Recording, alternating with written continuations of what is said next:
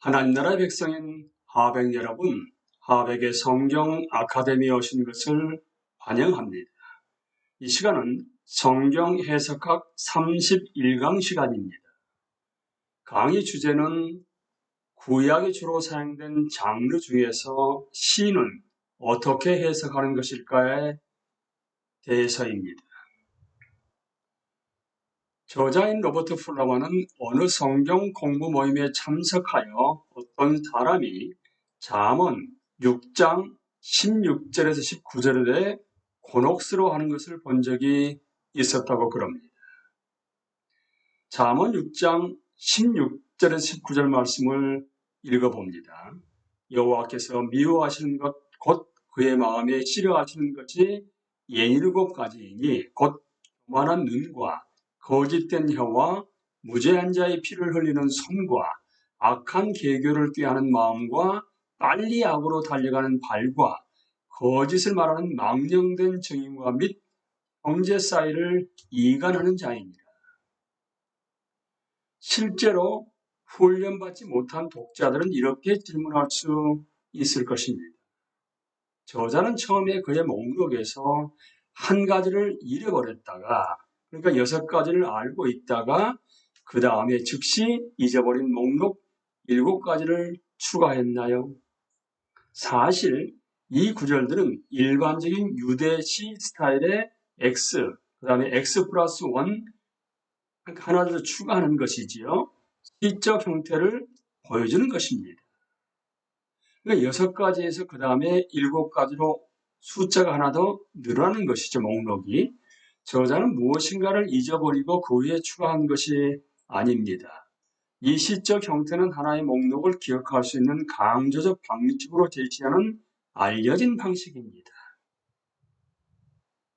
시는 성경의 많은 장르, 즉 잠언, 역사적 내러티브, 예언, 시편 등에 등장합니다.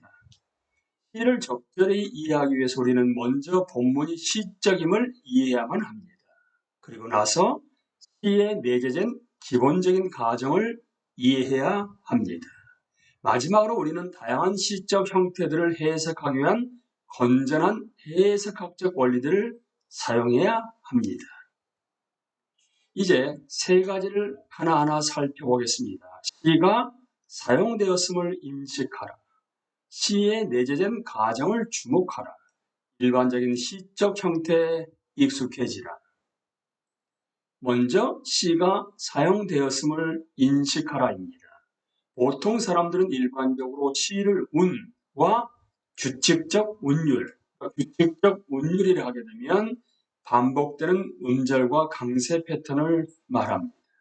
그러니까 우리는 일반적으로 시를 하게 되면 운과 규칙적 운율과 연관 짓습니다. 대조적으로 히브리어와 헬라시는, 히브리와 헬라시는 거의 운을 만들지 않습니다. 대신에 그러한 시들은 반복적 음절 또는 강세 패턴, 평행적 행, 비슷한 소리의 반복, 그러니까 자음, 모음, 이중 자음을 반복하는 겁니다. 소리의 반복입니다. 등을 통해 인식됩니다. 그러니까 이와 같이 시임을 나타내는 일반적 표지들의 대부분은 다른 언어로 쉽게 옮겨지지 않겠지요. 그러므로 히브리어나 헬라어가 아닌 다른 언어로 성경을 읽는 사람들은 본문의 지면 배치, 영어로 레이아웃을 말합니다. 본문의 지면 배치에 의해 시임을 지시해주는 번역자나 성경 편집자에게 의존하게 됩니다. 거의 대부분의 현대 성경들은 시임을 인식할 수 있는 방식으로 시를 제시합니다. 즉, 연 사이에 간격을 두기, 평행되는 행을 하나로 묶기, 시가 아닌 부분과 구분되도록 시적 구절주의에 많은 흰색 공간을 두기 등입니다. 그러니까 현대 성경을 펼쳐보게 되면 즉시 시와 시가 아닌 부분을 구분할 수 있게 하는 지면 배치, 레이아웃을 볼 수 있을 것입니다. 예를 들어 시편 전체와 많은 예언적 책들은 시적으로 지면이 배치되어 있습니다. 이제 2번째로 넘어갑니다. 시에 내재된 가정을 주목하라입니다. 저자와 화자는 여러 이유 때문에 시를 사용합니다. 그런데 두 가지 된 이유를 저자는 여기에서 언급합니다. 첫째, 일부 저자, 화자는 그들의 말을 좀 더 기억하기 쉽도록 하기 위해서 시를 사용합니다. 실제로 예수님 말씀의 많은 부분이 유대 시적 형태를 따르고 있습니다. 가장 위대한 교사로서 예수님은 매력적으로 가르치셨습니다. 예수님은 그의 가르침을 기억하고 순종하고 반복하도록 가르쳤습니다. 예수님의 교수 스타일은 그의 말씀을 기억하기 쉽도록 만들었습니다. 둘째, 저자와 화자는 감정적 이유 때문에 종종 시를 사용합니다. 즉 시는 강렬한 감정을 표현하고 불러일으키기 위해 사용됩니다. 시는 강한 심상과 과장적 언어를 사용합니다. 시를 읽을 때 우리는 과학적 사실적 목록을 찾아볼 수 없습니다. 우리는 감동적인 실체를 전달받는 것과 스스로 감동받기를 기대합니다. 물론 그것은 시의 저자가 사실적 정보를 전하려고 의도한다는 것을 부인하는 것은 아닙니다. 그러나 우리는 문자적으로 받아들이면 잘못 이해될 수 있는 비유적, 그러니까 비문자적, 과장적 언어를 기대해야 합니다. 참으로 핵심적인 해석학적 질문을 항상 영감된 저자가 이 단어와 절을 통해 전달하려고 의도한 것이 무엇인가라는 것입니다. 예를 들어 전쟁, 우주적 신상에 대한 구약적 시적 묘사는 때때로 비유적 방식을 사용합니다. 별들은 하늘에서 떨어지고 달은 어두워지며 해는 가리워집니다. 그런 우주적 재앙에 대한 묘사가 시적 부분에 나타나고 다른 본문적 표지가 지구에서의 삶이 정상적으로 계속되는 것을 나타낸다면 우리는 그러한 우주적 언어를 국가적 또는 국제적 혼란에 대한 비유적 묘사로 이해해야 할 것입니다. 저자는 해석학 수업 시간에 영어 시에 사용된 비유적 언어를 쉽게 인식하는 학생들이 성경 속에서는 그것을 인식하기를 거부하는 것을 때때로 발견했다고 그럽니다. 여러분은 어떠십니까? 그러한 거부는 본문이 비유적이라고 말하는 것은 본문의 진실성을 부인하는 것이라고 생각하는 잘못된 경관의 뿌리를 두고 있습니다. 즉, 비유적이라는 말을 신화적, 즉 성경의 의미는 유지하려 하면서도 성경의 진실성과 권위는 부인하기 위해 사용하는 형용사구인 신화적이라는 말과 동일한 것으로 본 것입니다. 다시 말하건대 핵심 질문은 영감된 저자가 의도한 것이 무엇인가라는 것입니다. 만일 성경 저자는 그의 말이 비유적으로 이해되기를 의도했는데 우리가 그것을 문자적으로 이해한다게 되면 우리는 실제로 신실하지 못한 것입니다. 흔히 볼 수 있는 몇몇 성경의 비유적 표현들을 이해하는 데 좀 더 도움을 받으려면 역사적 내러티브를 어떻게 해석하는 것일까란 24강 강의 내용을 한번 더 들어보시면 좋겠습니다. 이제 일반적인 시적 형태에 익숙해지라 합니다. 시를 적절히 해석하는 것은 부분적으로는 시의 형태와 그 형태와 관련된 저자의 가정이라는 관점의 시를 읽는 것에 달려 있습니다. 우리가 아래서 얘기하는 것들은 성경의 일반적인 시적 형태의 목록과 그와 관련된 가정들입니다. 살펴볼 목록들은 동의적 평행법, 대조적 평행법, 종합적 평행법, X, 그 다음에 X 플러스 1, 시 형태, 그 다음 비슷한 소리의 반복, 답관체, 교차, 대꾸법에 대해서 하나하나 살펴보겠습니다. 동의적 평행법은 여러분은 아실지 모르겠습니다만 유대시에서 평행법은 가장 일반적인 형태 중 하나입니다. 거의 비슷한 길이 음절의 수와 유사한 문법의 구조를 가진 두 개나 그 이상의 행위, 같은 주제를 둘째 행은 좀 더 많은 정보를 제공하거나 첨가, 대조 또는 구체화를 통해 첫 행과는 다른 묘사를 제공합니다. 라고 앤 맥카트니와 찰스 클레이턴이 이야기했습니다.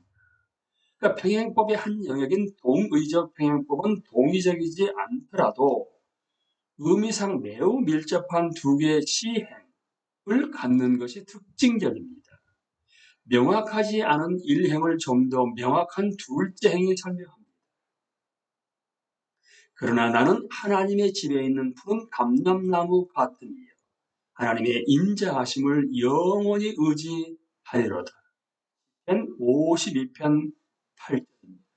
그러니까 두 번째 동의적 행위 없다 하게 되면 우리는 어떻게 다윗이 감람나무 같다는 것인지 공허하게 될지도 모릅니다. 둘째 행은 의존과 지속적 신실함의 모습을 첫 번째 신상이 그려주도록 의도했다는 것을 분명히 드러내는 것처럼 보입니다. 이제 대조적 평행법으로 넘어갑니다. 일반적인 평행법 형태의 두 번째는 대조적 평행법인데요. 이 평행법에서는 이 행이 반대적 진리를 주장함으로써 일행과 대조를 이룹니다. 예를 들어 성모의 노래, 그러니까 성모 마리아의 노래죠. 누가복음 1장 46절에서 55절을 읽었습니다마는 마리아는 하나님이 교만한 자를 낮추시고 겸손한 자를 높이신다고 노래합니다. 그러니까 권세 있는 자를 그 위에서 내리치셨으며 비천한 자를 높이셨고, 나는 이 말씀을 보시게 되면 대조적 평행법을 통해서 첫 행의 주장은 좀 더 분명해지고 기억하기 쉽도록 선명해집니다. 이게 종합적 평행법입니다. 세 번째 평행법 형태인 종합적 평행법, 때때로 단계 또는 절정적 평행법이라고도 불립니다.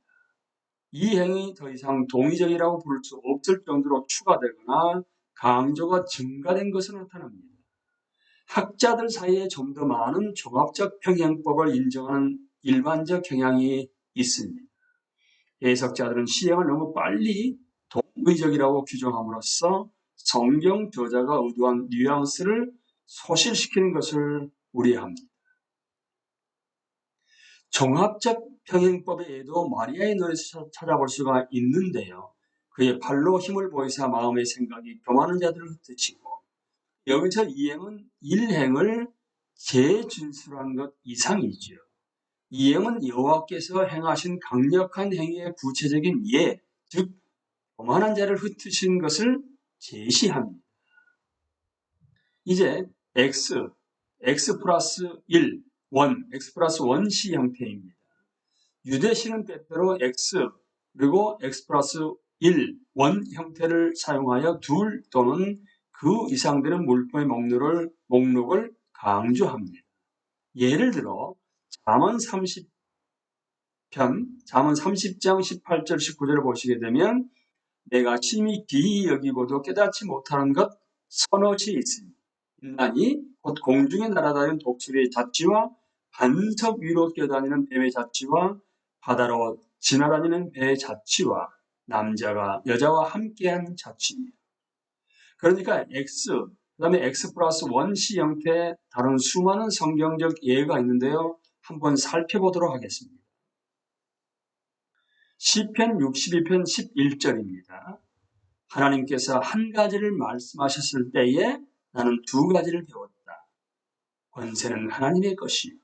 한 가지에서 여러분 하나 추가해서 두 가지가 됐죠. 그리고 잠언 30장 15절 16절입니다. 거머리에게는 달라하며 보채는 딸이 둘이 있다.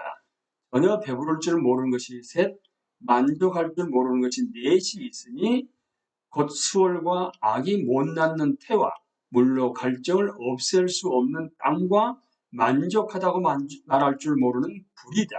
그럼 여기서 셋이 있고 하나 추가해서 넷이 나왔습니다. 그리고 잠언 30장 21절에서 23절을 보시게 되면 세상을 뒤흔들 만한 일이 셋, 세상에 감당하지 못할 일이 넷이 있으니 곧 종이 임금이 되는 것과 어리석은 자가 배부리 먹는 것과 꺼림을 받는 자가 시집을 가는 것과 여종이 그 안주인의 자리를 이어받는 것이다. 그 다음에 29절 31절도 보시게 되면 늠름하게 걸어다니는 것이 셋, 위풍당당하게 걸어다니는 것이 넷이 있습니다. 그렇죠? 세상에서 하나 더해서 넷이 나오죠. 곧 짐승 가운데서 가장 강하여 아무 짐승 앞에서도 물러서지 않는 사자와 자랑스럽게 걷는 사냥개와 숫 염소와 아무도 맞설 수 없는 임금이다. X 그리고 하나 더 추가해서 X 플러스 1이죠.